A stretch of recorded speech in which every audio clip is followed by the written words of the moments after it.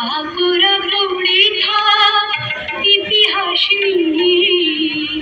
জীবনের দিন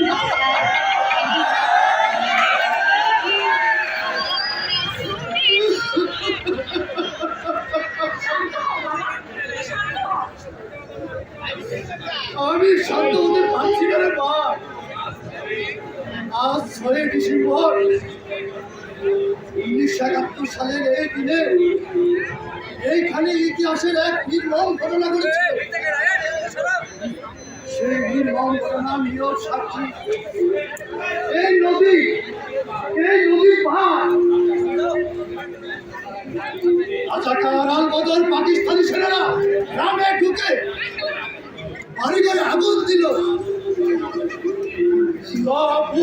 সম্মান নষ্ট করে গ্রামের বহু মানুষদের ধরে এনে এই নদীর পরে দাঁড় করিয়ে গুলি করে